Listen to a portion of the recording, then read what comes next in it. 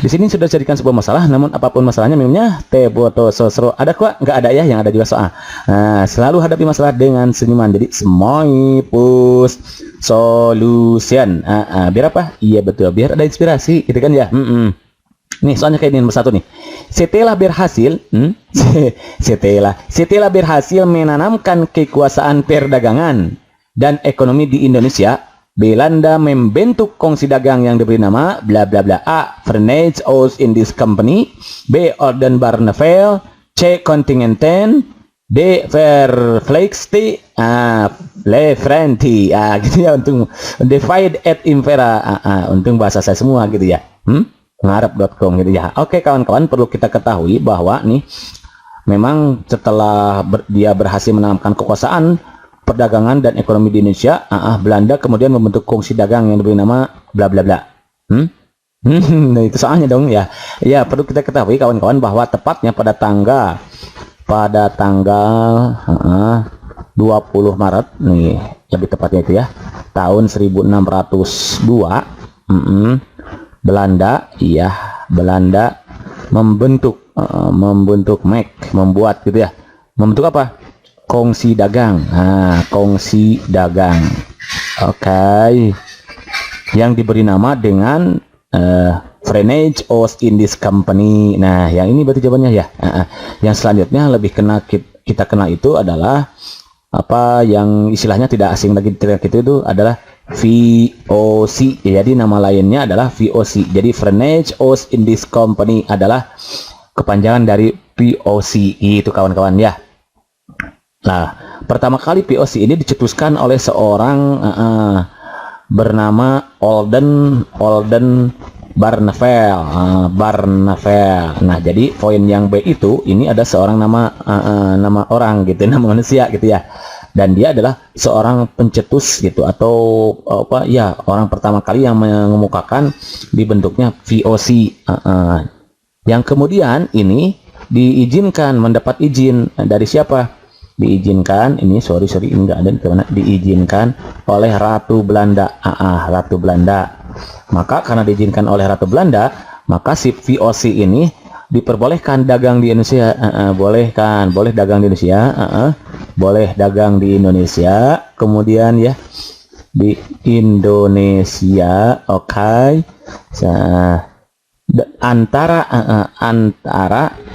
Antara daerah, wilayah kekuasaannya itu, wilayah perdagangannya gitu maksudnya ya, antara daerah ya ini ya, daerah Tanjung Harapan, Afrika Selatan, iya Afrika Selatan, oke. Sampai mana nih? Sampai Selat Magellan. Nah, Magellan di mana? Di ujung. Ujung mana nih? Ujung dunia? Bukan ya? Di ujung Amerika Selatan. Di ujung Amerika Selatan. Oke.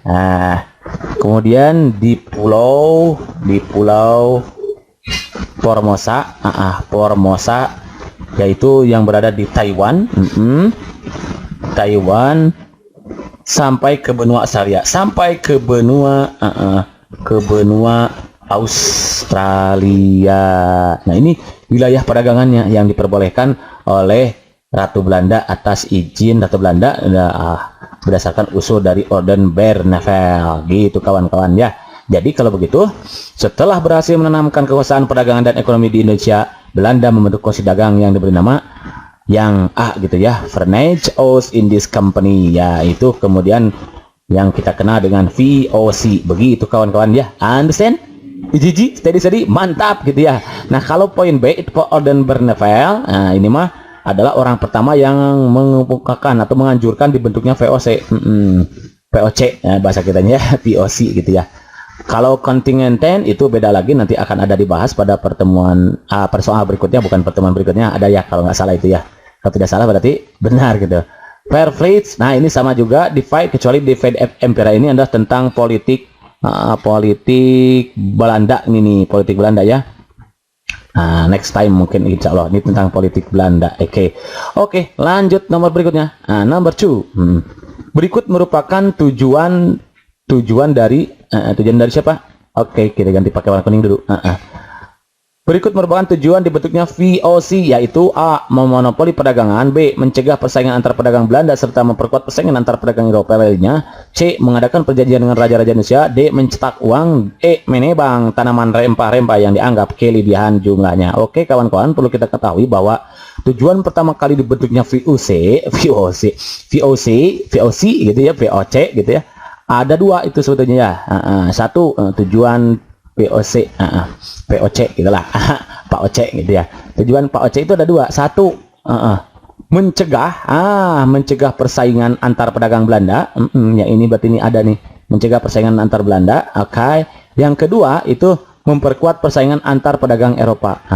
Jadi tujuan dibentuknya POC itu ada dua. Berarti kalau begitu jawaban yang tepat adalah yang B kawan-kawan, begitu. Understand? Yap, steady, mantap ya. Kalau mantap berarti lanjut nomor berikutnya ya. Lanjut nih. Oke. Kita pakai warna kuning lagi. Oke. Untuk mendapatkan keleluasaan di Indonesia dalam berdagang, VOC mempunyai hak oktroy. Berikut yang merupakan hak oktroy adalah bla bla bla.